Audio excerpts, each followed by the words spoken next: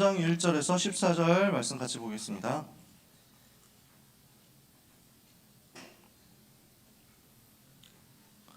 갈라디아서 3장 1절에서 14절. 신약성경 갈라디아서 3장 1절에서 14절 찾으셨으면 한 절씩 교독하겠습니다. 어리석도다 갈라디아 사람들아, 예수 그리스도께서 십자가에 못 박히신 것이 너희 눈앞에 밝히 보이거늘 누가 너희를 꾀더냐.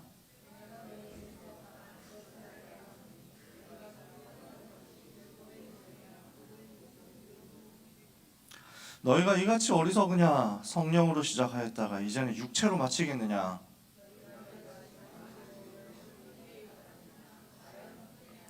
너희에게 성령을 주시고 너희 가운데서 능력을 행하시는 이의 일이 율법의 행위에서냐 혹은 듣고 믿음에서냐.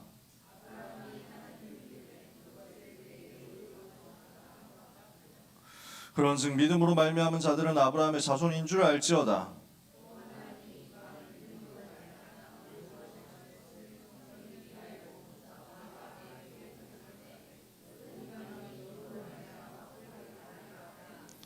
그러므로 믿음으로 말미암은 자는 믿음이 있는 아브라함과 함께 복을 받느니라.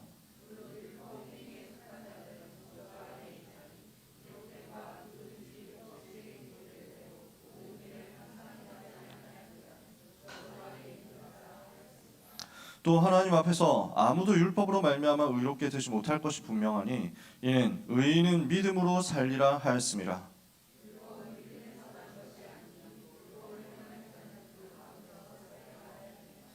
그리스도께서 우리를 위하여 저주를 받은 바 되사 율법의 저주에서 우리를 속량하셨으니 기록된 바 나무에 달린 자마다 저주 아래에 있는 자라 하였음이라.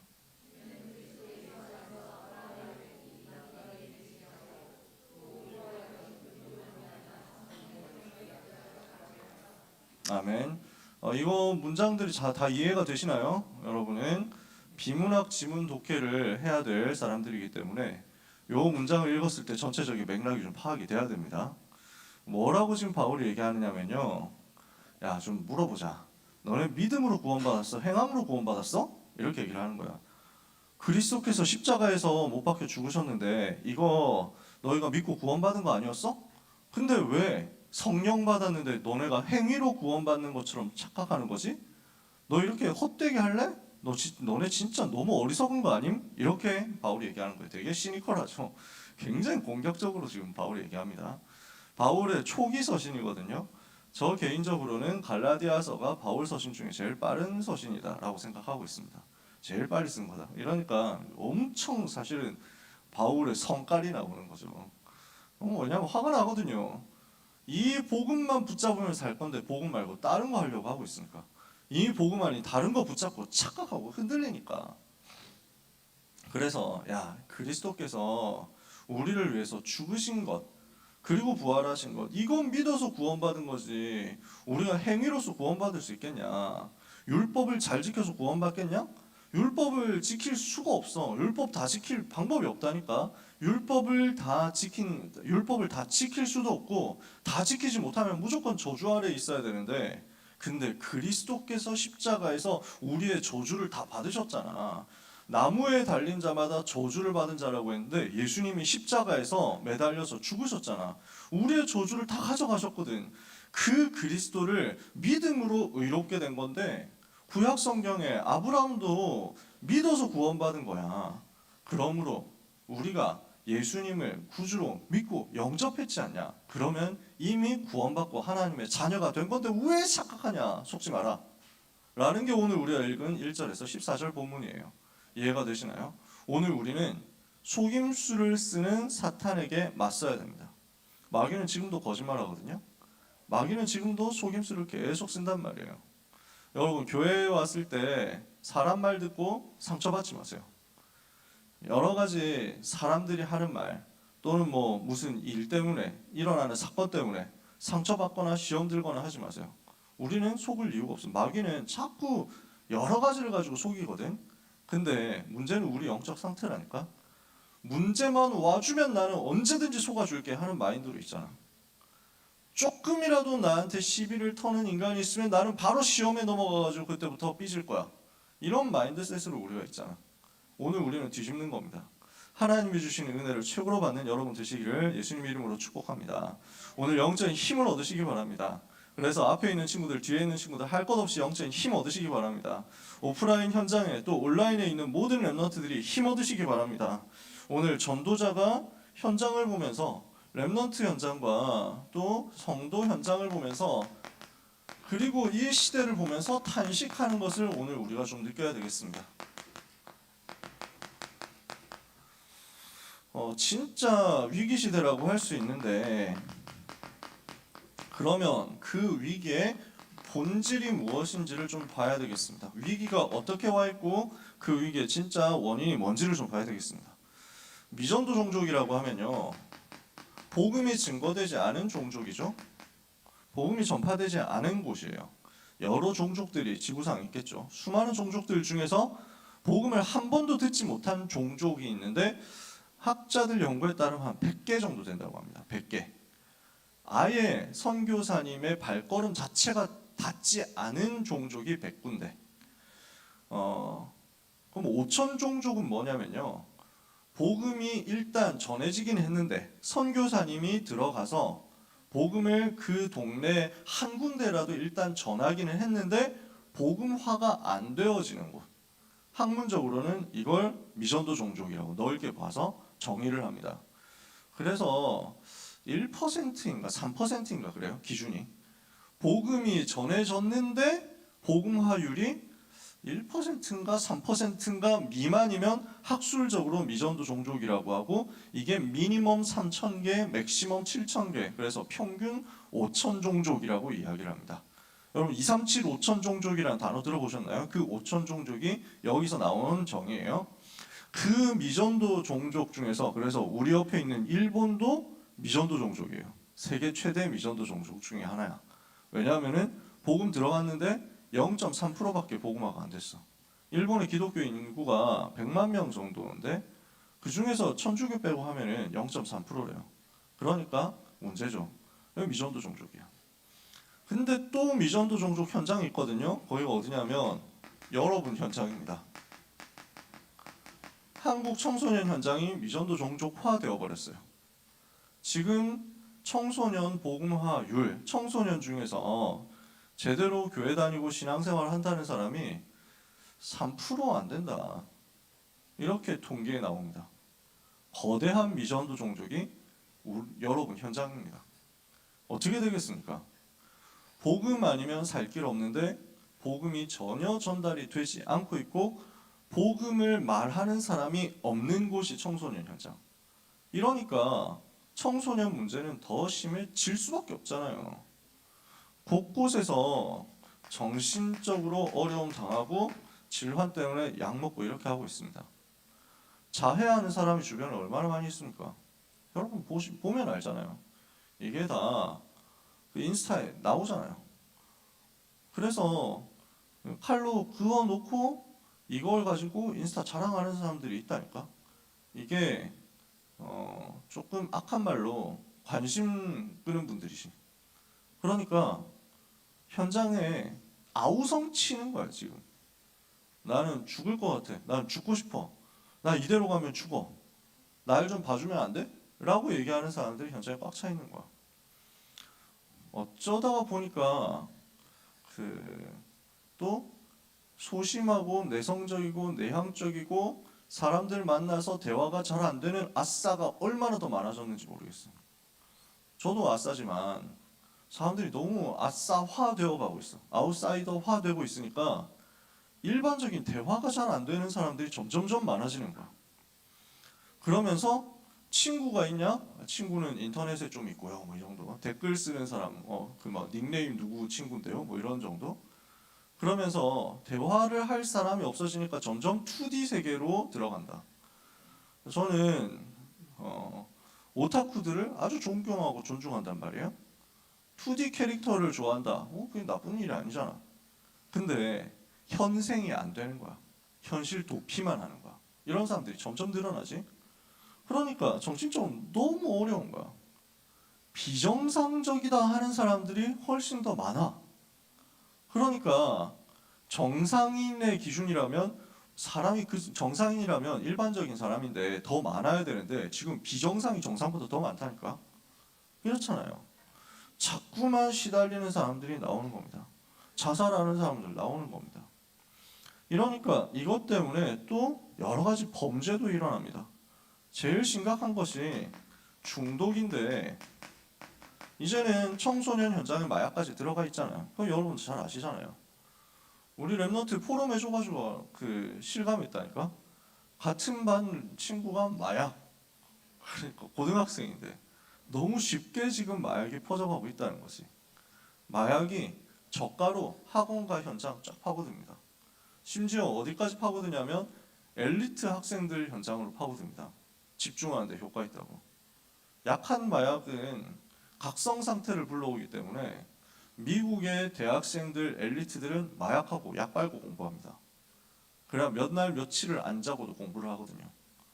이 정도 무너져 있는데 이게 한국으로 저기 타락하는 현장으로도 가고 공부 열심히 하는 엘리트 현장으로도 가고 마약이 어떻게 되겠어요? 점점 중독되어 가지고 헤어나오지 못하게 만들고 모든 것을 파괴하는데 이게 지금 미전도 종족 현장이거든요. 진짜 위기 현장이잖아요. 뭐 제가 구구절절 얘기하는 것보다 여러분이 생각해보면 알잖아요. 여러분 옆에 있는 사람을 생각해보면 지금 옆에 말고 학교 가서 여러분 불신자 현장에서 그러면요 어떻게 되겠습니까? 이 사람들이 주로 또 교회를 그렇게 조롱한다니까? 교회를 모욕하고 교회를 비난한다니까? 그러니까 청소년 현장에 여러분 현장에 교회 얘기하면은 무조건 욕 나온다니까? 교회 얘기 나오고 기독교 얘기하면 무조건 비난한다니까? 여러분 주변에서 그런 얘기 많이 들어봤습니까? 혹시 들어봤어요? 목사는 진짜 다 돈만 밝히고 교회는 진짜 더럽고 뭐 이런 얘기 하는 거 들어봤습니까? 혹시 안 들어봤다면 여러분이 그래도 빛을 비추고 있는 겁니다. 왜냐하면 교회 욕을 되게 하려고 하는데 쟤 교회 다니려고 오는데 야야 그냥 뭐 이래가지고 쟤 또 난리 칠 거야 지랄할 거야 뭐 이러면서 막 이럴 거기 때문에 그래도 여러분이 교회 다니는 티를 내고 있다는 얘기겠지. 똑같이 욕하고 있는 거 아니죠? 같이 휩쓸려가지고 지금 뭐 나오면은 무조건 교회 욕이잖아. 그러니까 오징어 게임 때 교회 욕했지. 수리남 때 목사 나와가지고 빌런했지.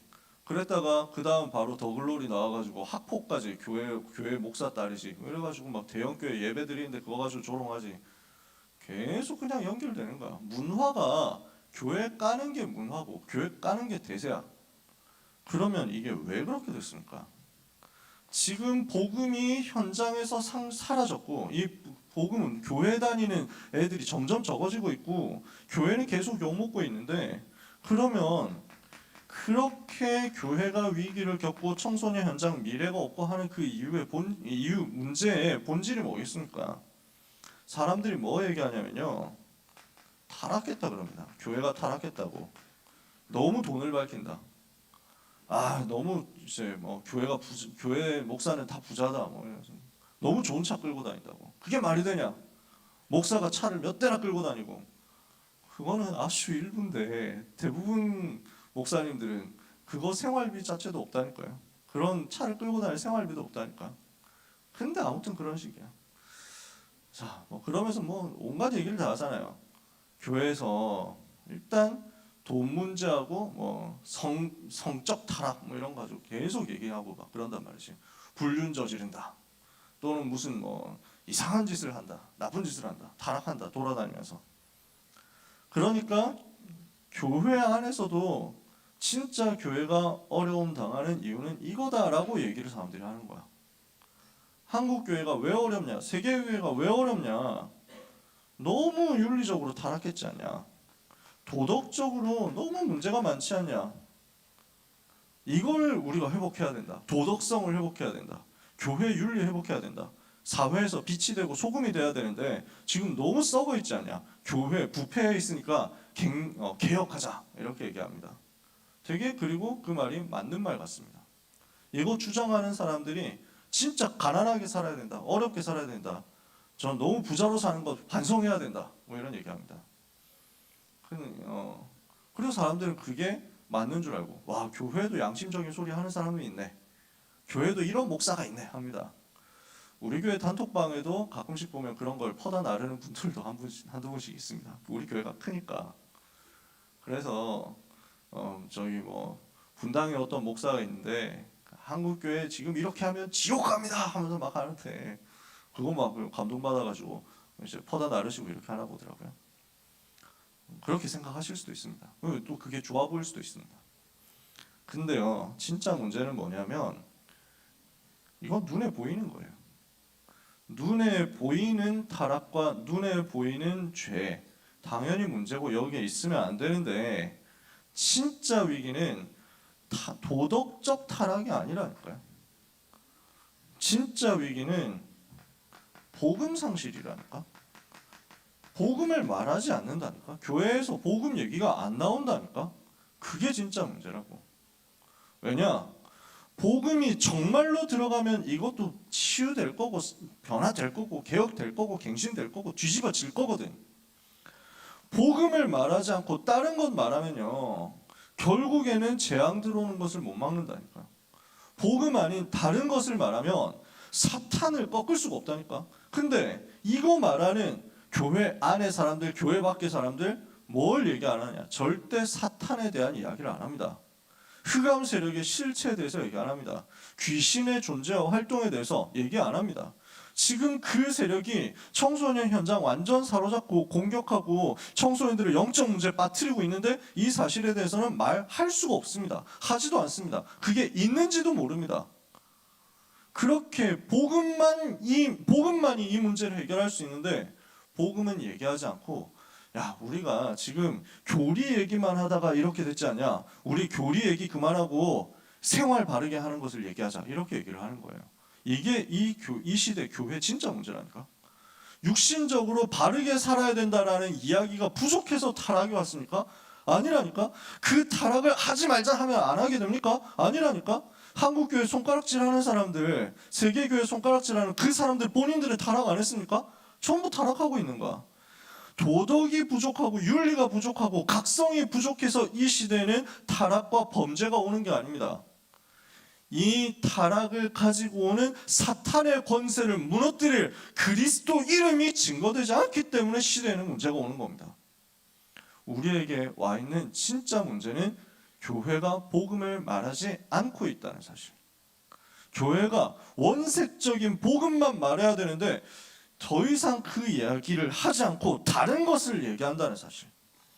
그러면서요, 눈에 보이는 요 이야기, 고상해 보이는 좋은 이야기를 하도록 만들면서 이거 이야기하는 것이 더 좋아 보이도록 만들어서 복음 말고 다른 것을 교회가 자꾸만 더 말하도록 만드는 그 사탄의 고급 전략에 사람들이 다 넘어가고 있다는 거예요. 우리는 잘 생각해 봐야 됩니다. 그러니까요, 여러분, 목사님이 너무 양복을 좋은 것을 입었어. 너무 신발도 좋은 걸 신었어. 시계도 너무 비싼 시계를, 명품 시계를 사고 왔어. 목사님이 차고 온 시계가 1,000만 원짜리야. 뭐 1억 원짜리야. 이러면 여러분이 기분 나쁘다. 아니, 목사님이 저렇게 사치해? 이렇게 되면 여러분은 이미 프레임에 넘어가는 거예요. 눈에 보이는 것을 가지고 자꾸만 판단하고 그걸 가지고 시험 들도록 만드는 프레임에 넘어가는 거야. 상관없어야 되는 거예요. 그건 하나님께서 그분에게 필요한 대로 주시는 거고 그분도 그거에 대해서 하나님 앞에 서서 인도받아야 되는 거지. 그걸 가지고 기준이 되어버리면 안 된다고. 다른 말로 해볼까요? 여러분, 목사님이 너무 양복도 딱 이제 하나 그것만 막 계속 입고 나오고 진짜 막 한 20년, 30년 된 양복 그게 막 기워가지고 입고 나오면서 차도 없이 그냥 대중교통으로 왔다 갔다 하고 그러면서 너무 검소하고 가난하게 살고 어려운 사람 잘 도와준다. 그거 보면서 와, 목사님 너무 감동이다 라고 생각한다면 그것도 여러분 틀린 거라는 거예요. 우리는 무엇에 은혜 받아야 되냐고. 다른 것에 감동받아 버리면 이미 사탄에게 속기 시작한 거야. 우리가 은혜 받아야 될 것은 그리스도 자체예요. 우리가 응답받아야 되고 우리가 감동받아야 되는 것은 예수님이 그리스도 되셔서 나를 위해서 십자가에서 죽으시고 부활하셨다는 그 사실 자체, 그거 하나예요. 나머지는 포장이에요. 근데 그 포장이 좋은 것이든 나쁜 것이든 일단 우리가 진짜 주목해야 되는 건 내용물이라고. 포장이 좋으면 좋지. 근데 문제는 뭐냐면 사람들이 점점 포장만 신경 쓴다는 거야. 그게 사람들이 봤을 때 너무 칭찬받을 만하고 존경받을 만하고 사람들이 봤을 때 훌륭하다고 박수칠 만한 일인데 그것 때문에 복음을 말하지 않게 된다면 이거야말로 최고의 범죄고 최고의 저주라는 거. 그러니까 훌륭한 것으로는 사탄을 못 이겨요. 제가 지금 무슨 말 하는지 여러분 이해가 되시나요? 제가 이야기하고 있는 스피릿을 이해하실 수 있으신가요, 여러분? 지금 마귀는요, 무엇에 우리가 박수치기를 원하느냐 이거예요. 그리스도에 우리는 그리스도 앞에 무릎 꿇어야 되고 그리스도를 바라보고 감사해야 되는데 어떤 훌륭한 사람들의 좋은 모습을 보고 감동을 받는다? 그러면요, 그거는 그 사람 지나면 무너지는 거예요. 그 목사님이 검소하고 그 목사님이 가난하고 그 목사님이 진짜 착하게 살아가지고 그것 때문에 감동받아서 교회 왔다? 그럼 그 목사님 세상 떠나면? 그 목사님이 다른 데 가면? 그러면 그건 없어지는 거예요. 그리고 그 목사님이 영원히 그렇게 할 수 있을까요? 사람인데. 인간은 실수할 수 있다니까. 인간은 넘어질 수 있다니까. 인간이 뭔가 잘한 걸 보고 감동받아주고 그걸 따라간다? 그러면 그 사람 잘못하는 순간 그건 무너지겠네요. 그리고요, 그보다 더 착한 종교인들 많이 있는데요. 그보다 더 검소하게 사는 종교인들이 있는데요. 진짜 거지로 살면서 아무것도 가진 것 없으면서 모든 자기에게 있는 있는 것들을 다 가난한 사람한테 주는데 스님이야. 그럼 스님 따라갈 거예요? 그 사람이 신부님이야. 그럼 신부님 따라갈 거예요? 한국 교회는 지금 그 수준 이야기를 하고 있는 거야. 세계 교회가 그런 이야기를 하고 있는 거야. 다른 종교에서도 할 수 있고 다른 가르침에서도 할 수 있고 심지어 저 신천지도 할 수 있는 그걸 우리가 해야만 된다? 아니에요. 그건 따라오는 거예요. 봉사하고 도와주고 검소하게 살고 타락하지 않고 경건하고 청결하고 사는 것 이거 나쁘다는 얘기가 아니야. 본질이 아니라는 거예요. 진짜 우리가 회복해야 되는 내용은 다른 데 있다고. 정말 복음이 빛이 되어서 비춰지면 모든 것 살아나게 되어 있는데 그 살아나는 것이 빨리 올 수도 있고 늦게 올 수도 있지만 우리가 주목해야 되는 건 그 복음의 빛 자체라는 거야. 복음 자체라고. 이것을 약화시키도록 만드는 것이 이 시대 사탄의 전략이니까 여기에 대해서 우리가 눈 제대로 떠야만 된다는 겁니다. 이게 지금 바울이 세게 이야기하고 있는 거예요. 오늘 이 언약을 우리는 제대로 붙잡아야 됩니다. 왜냐? 이거 교회사에서 늘 반복됐던 얘기예요. 영적 싸움인데 이거 늘 시대마다 있었어요. 지금만 있는 얘기 아니야. 왜 이렇게 타락하냐? 그러니까 행동을 제대로 해야 될 것 아니냐? 율법 이야기를 합니다. 아니 뭘 지켜야지, 뭘 해야지, 뭘 안 해야지 율법이거든요. 근데 이 율법으로 사람을 살릴 수가 없다니까. 뭔가 바르게 행동하고 착하게 행동하고 그래서 올바른 일을 훌륭하게 하는 것을 가지고는 마귀의 권세를 박살낼 수가 없어. 원죄 때문에 오는 저주 문제를 이길 수가 없어. 지금도 현장 역사는 지옥 배경을 막을 수가 없다고. 죄와 사탄과 지옥 때문에 오는 인간의 모든 저주 문제, 태어날 때부터 마귀의 자녀로 태어나고 살아가면서 우상 숭배하면서 중독되어가지고 영적으로 정신적으로 심각하게 문제가 오고 육신도 실패하고 결국 죽어서 심판을 받고 지옥에 가는데 살면서 이미 지옥처럼 살아가고 후손들한테까지 영적인 문제에 대물림 되어가지고 부모님의 문제, 조상들의 문제가 계속 후손들한테 이어지는 이걸 어떻게 막냐고. 율법으로는 못 막거든. 그러니까 하나님이 여기에서 빠져나오도록 복음을 주신 거예요. 근데 사람들은 또 이 복음이 갈수록 희미해지니까 복음이 약해지고 복음이 희미해지면 교회는 폼 잡고 잘 다니는 것처럼 하더라도 결국 복음이 약해지면 다음 세대 가면 문제 올 수밖에 없거든요. 왜? 마귀를 이길 수가 없으니까. 사탄의 거짓말에 속을 수밖에 없으니까. 근데 그 문제가 오고 나면 또 율법이 모자라가지고 그렇다. 여기로 돌아가 버린다니까.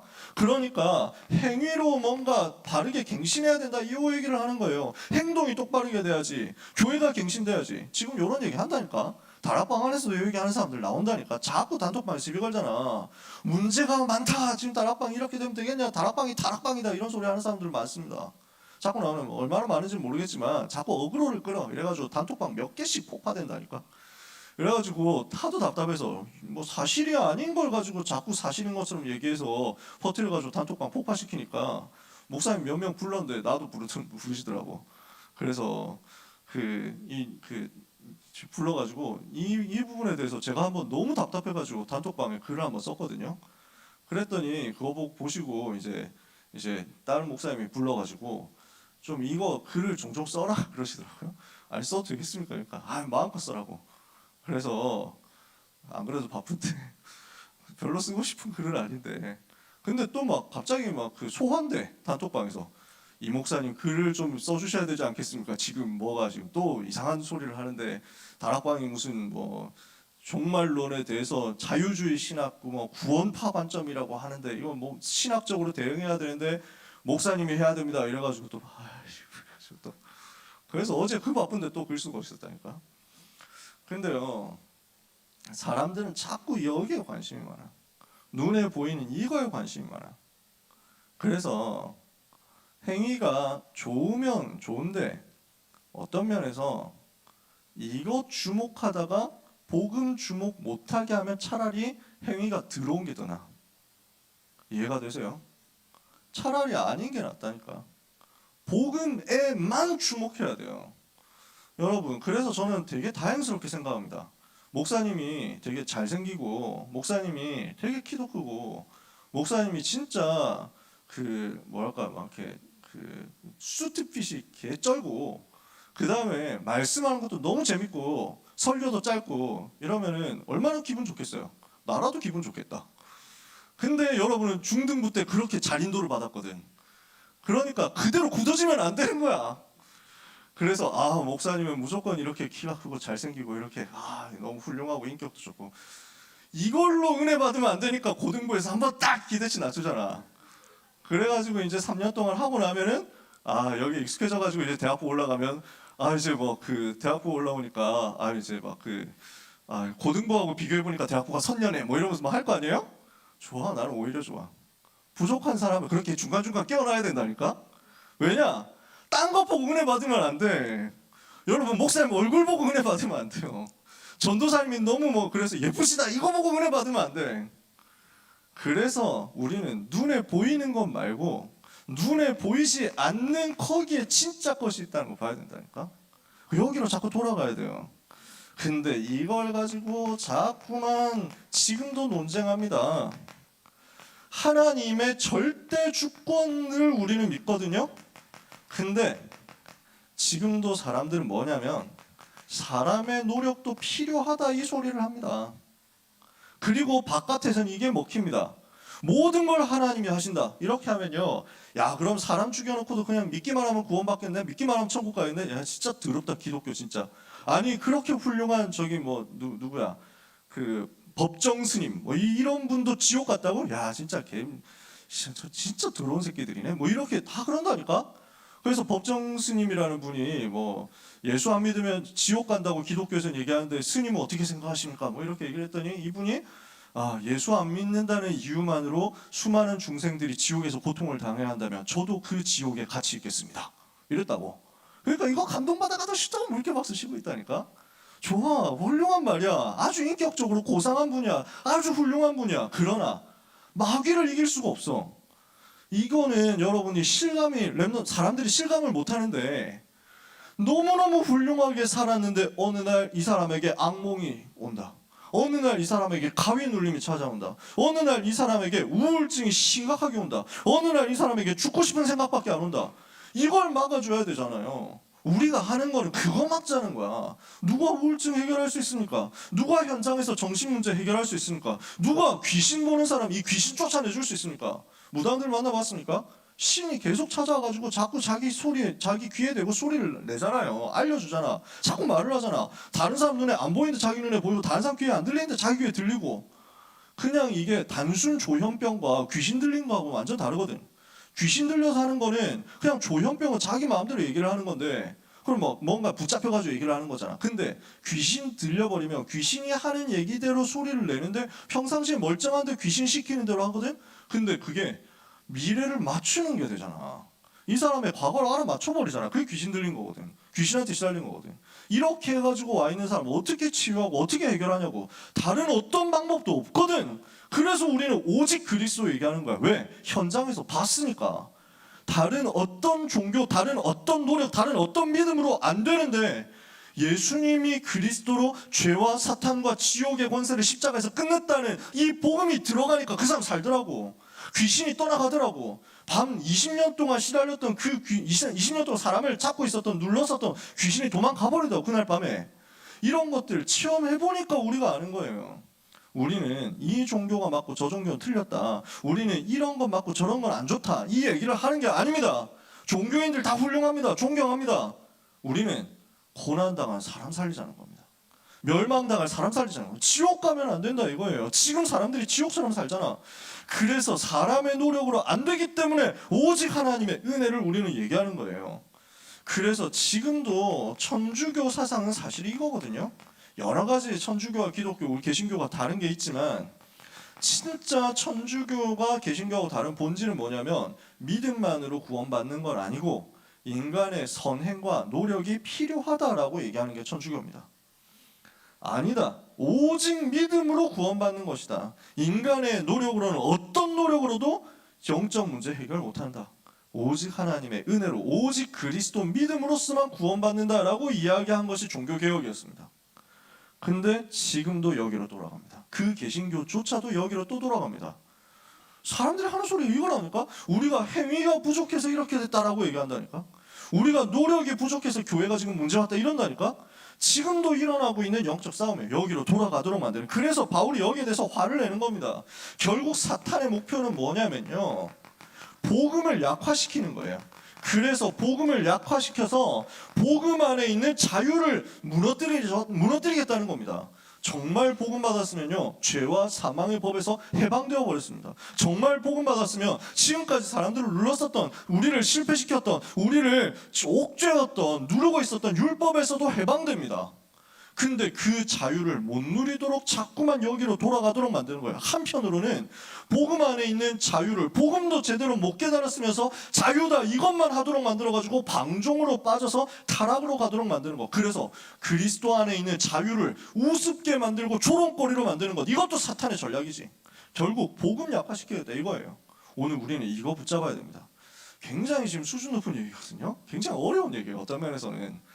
저는 제가 고등 강단 메시지를 준비하는 게 아니잖아요. 유광수 목사님이 교재를 써놓고 이거대로 이번 달에 전달하자 해가지고 하시는 거기 때문에 이번 주에 이걸 전달하는 겁니다. 저도 최대한 짧게 그리고 쉽게 얘기하고 싶은 마음입니다. 항상. 근데 교재가 이렇습니다. 그리고 이걸 제가 무시하고 넘어갈 수가 없어요. 양심적으로. 지금 목사님이 이걸 중요하다고 보고 하나님께서 이게 지금 이 시대 이 현장에 필요하니까 이렇게 얘기를 하게 하시는 거거든요. 여러분, 현실에서 봤을 때 이걸 분별하실 수 있어야 됩니다. 사탄이 무엇을 지금 노리고 있는지를 볼 수 있어야 됩니다. 그래서 교회들이 지금 여기에 속는 거예요. 여기에 유혹을 받고 있는 거야. 미혹당하는 거야. 그래서 바울이 오직 복음이다 라고 얘기하니까 유대인들이 와가지고, 유대인 신자들이 와가지고, 야, 오직 복음이라고 말하는 게 틀린 거야. 구약의 율법 지켜야 돼. 아니, 바울 목사님이 그랬는데요? 그러니까 이 사람들이 뭐라고 하냐면, 야, 바울이 무슨 사도냐? 바울 사도 아니야. 예수님이 이 땅 계실 때 함께 했던 그 12제자가 사도지. 바울은 그때 없었잖아. 바울은 나중에 들어온 유비라니까. 바울은 사도도 아닌데 바울이 하는 말 니네 들으면 니네 완전 호구 등신 인정? 뭐 이렇게 해가지고 얘기를 하는 거야. 그러니까 갈라디아 사람들이 이게 속는 거야. 진짜인가? 우리 바울 목사님 메시지 듣고 지금까지 은혜 받았는데 그럼 바울 목사님이 가짜 목사였어? 그러면 진짜 우리 지금 낚인 거야? 뭐 이렇게 해가지고 흔들리는 거지. 유혹받는 거지. 사도직을 가지고 시비를 건다고. 그러면서 여기에 헷갈리니까 이방인들이 그러면 우리 유대교로 가야 되겠네요? 이러는 사람들이 나오는 거야. 그러면서 할례 안 받았던 사람들인데 구약의 율법에 의하면 이제 하나님의 백성 할례를 받아야 된다 이랬거든. 근데 이거 다 끝났잖아. 그리스도 안에서 문제 해결됐거든. 근데도 유대인들이 와가지고 이거 가지고 야 너네 할례 받아야 돼 이러니까 그러면은 우리 할례 받아야 되나? 뭐 이러면서 막 돌아서는 거야. 과거로 자꾸 돌아가려고 하는 거야. 율법과 행위, 노력으로 돌아가려고 하는 거야.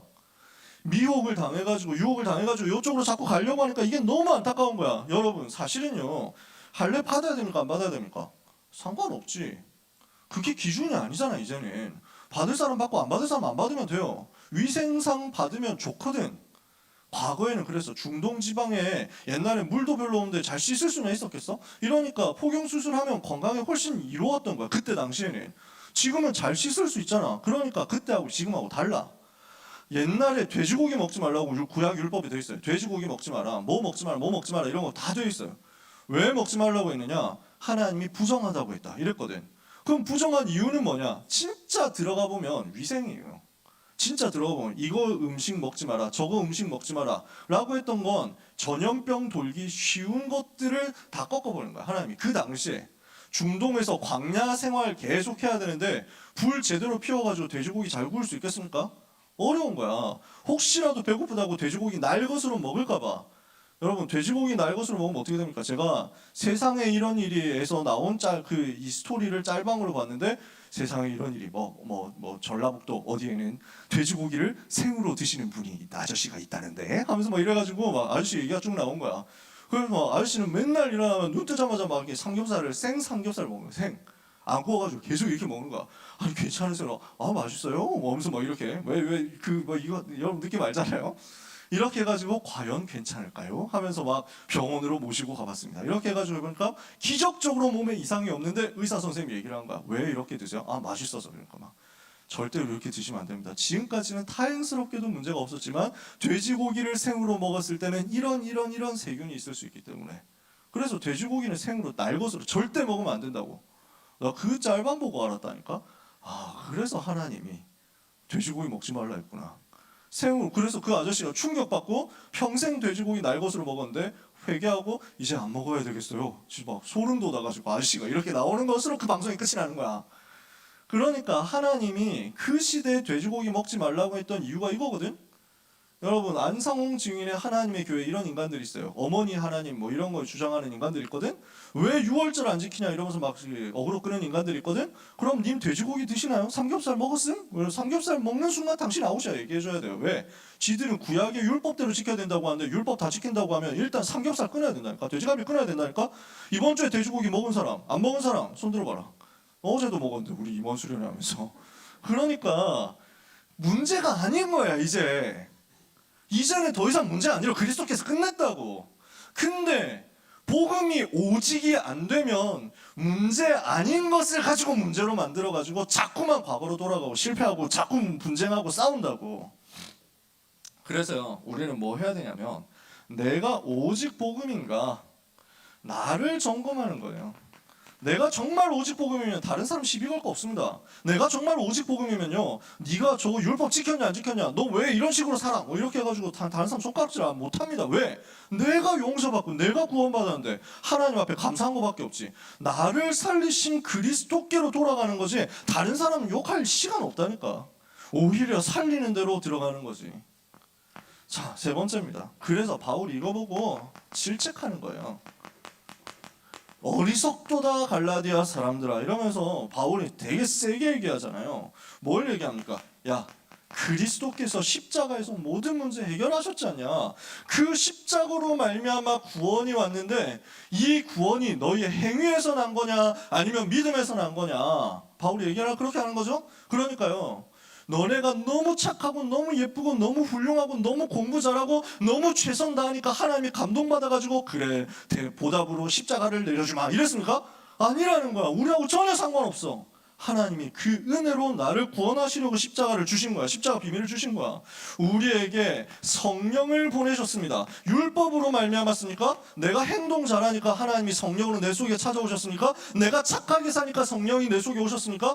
그분을 믿었을 뿐입니다. 오직 믿음으로 우리가 구원받고 하나님 자녀가 된 거예요.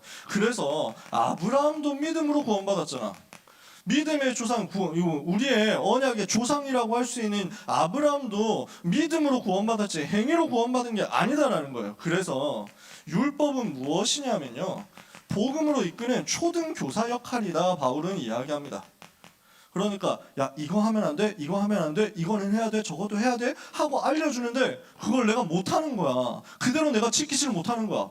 그러고 나니까 내가 뭘 깨달아? 나는 죄인이구나. 나는 노답충이구나. 나는 정말로 지옥 가야 되는구나. 나 진짜 인성을 보니까 개 빠았는데 나 같은 인간은 마귀의 자녀인 게 진짜 틀림없구나. 그래서 하나님이 그리스도를 보내셔야 되는구나 하고 복음을 깨달으라고. 율법을 주신 이유는 내가 죄인이라는 것을 확인하기 위해서. 그래서 야동 본 사람, 한 번이라도 본 사람은 싹 다 죄인이에요. 지옥 가야 돼. 10계명의 7번째 간음하지 말라, 이거 다 어겼거든.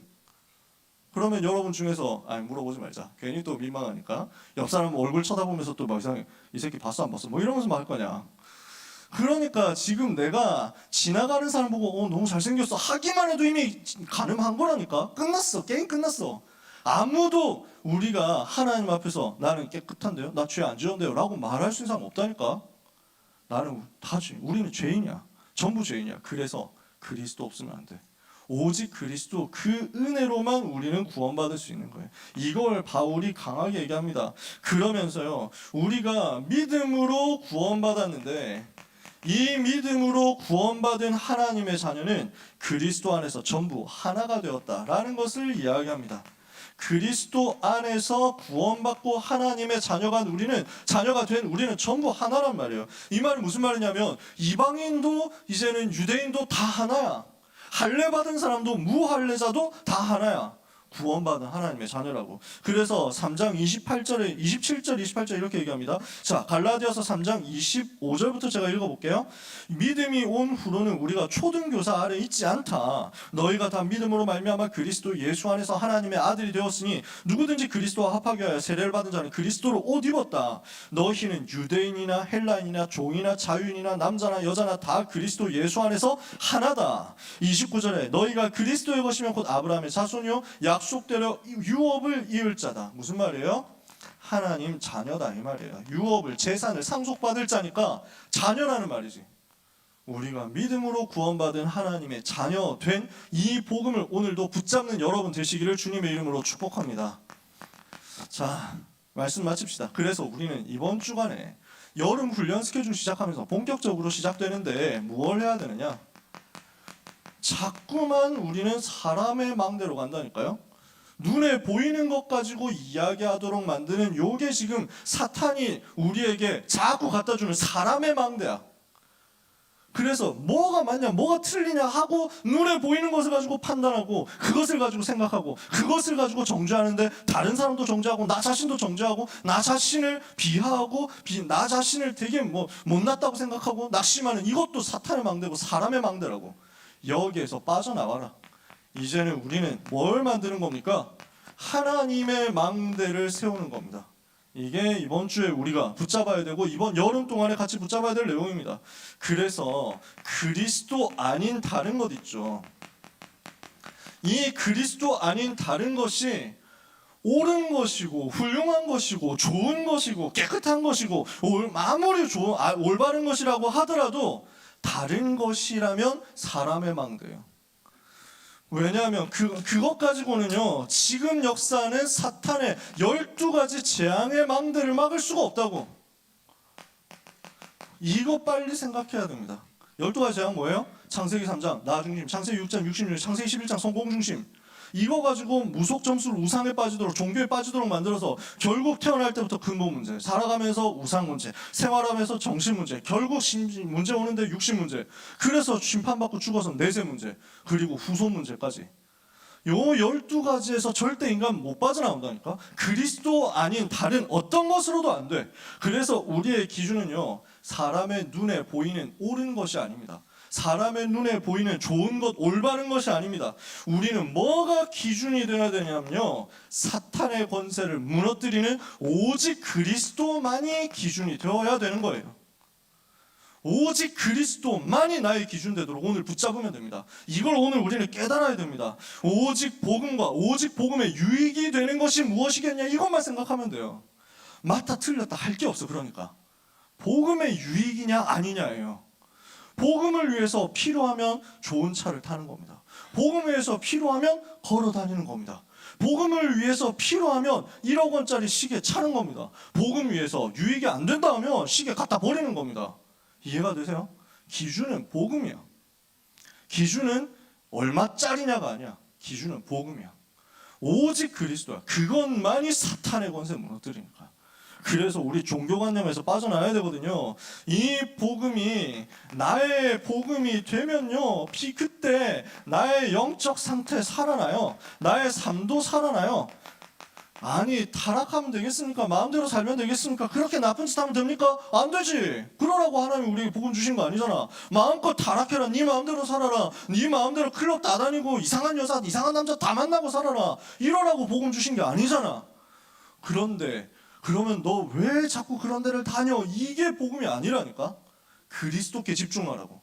정말 그리스도께 집중해서 그 그리스도로 내가 충만해져 버리면 나라는 사람의 상태도 삶도 뒤집어지니까. 삶을 바꾸려고 하기 전에 그리스도를 더 집어넣으세요. 그리스도로 더 충만해지세요. 삶이 안 된다면 삶이 부족해서가, 윤리가 부족해서, 도덕이 부족해서가 아니고 그리스도가 부족한 거예요. 내가 공부가 안 되고 열정이 없고 지속이 안 되고 내가 너무 정신력이 약하다? 내가 정신력 강화해야 되겠다? 아니에요. 그리스도로 더 충만해지세요. 그러면 여러분은 승리합니다. 이걸 보고 하나님의 망대라고 합니다. 어느 정도 그래서 이 망대가 세워져야 되겠습니까? 어느 정도 나의 복음이 돼야 되겠습니까? 여러분, 하나님의 나라와 그 일이 나에게 깨달아지고 누려지도록 만들어야 됩니다. 그래서 그리스도 아니면 안 되는구나, 오직에 대한 결론 나도록 만들어야 됩니다. 이렇게 되면요, 하나님이 나에게 세계복음화에 대한 소원을 불어넣어 주십니다. 이게 내 속에 오도록. 그래서 237 나라 중에 내가 살려야 될 한 나라가 품어지도록, 이렇게 하기 위해서 하나님이 나에게만 주시는 이명계약 12DIP가 발견되도록, 이렇게 했더니 하나님이 나에게 은혜를 주시고 하나님이 나에게 답을 주시니까요, 미래가 보이는 거예요. 그 나의 가야 될 정확한 미래가 말씀 속에서, 언약 속에서 보입니다. 그리고 이 모든 일을 감당할 수 있도록 나의 영원한 배경 되신 그리스도가 누려집니다. 이 7가지가 망대의 미션이라고 하는 겁니다. 사도행전 1장에 나오는 감람원에서 말씀하셨던 40일 동안 주셨던, 집중케 하셨던 망대 세우는 미션이에요. 요 7가지로 나 자신을 점검해서 요 7가지에 대한 내용이 확실하게 나왔다 할 때 되면은 여러분은 하나님의 망대가 세워진 거예요.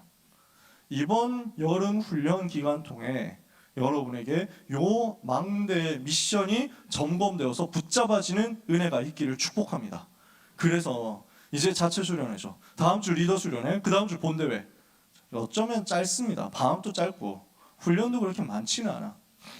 그러나 여러분이 진짜 하나님의 망대 붙잡고 오직 복음에 대해서 결심하고 하나님을 바라보는 기도 속으로 들어가면요, 여러분이 1박 2일, 2박 3일 있는 그 짧은 기간 속에서 인생 뒤집어지는 역사를 체험하게 될 겁니다. 제가 그랬으니까요. 2박 3일 수련회 때 제 인생의 흐름이 완전 뒤집어졌으니까요. 여러분에게 그 일이 일어나게 될 것입니다. 하나님이 주시는 은혜와 응답이 여러분의 삶에 이번 주간에 충만하게, 그리고 평생에 충만하게 임하게 되기를 예수 그리스도 이름으로 축복합니다. 기도하겠습니다. 하나님, 율법 아니고 복음 주시고 행위 아니고 하나님의 은혜로 살도록 역사해 주시니 감사합니다. 하나님의 은혜로 말미암아 구원받고 하나님의 자녀 되어서 예수 십자가 그 보혈로 말미암은 공로를 날마다 감사하며 날마다 그 안에 있는 행복 누리는 증인의 삶을 살도록 각 사람에게 은혜 내려 주옵소서. 사람의 망대는 무너지고 사탄의 망대는 가는 곳마다 무너뜨리고 하나님의 망대를 우리 속에 세우는 이번 한 주간과 이번 여름 스케줄이 되게 하여 주시옵소서. 모든 렘넌트들에게 하나님 은혜를 주옵소서. 미래를 보여주옵소서. 하나님이 일하시는 것이 누려지는 한 주간 되게 하옵소서. 예수 그리스도 이름으로 기도합니다. 아멘.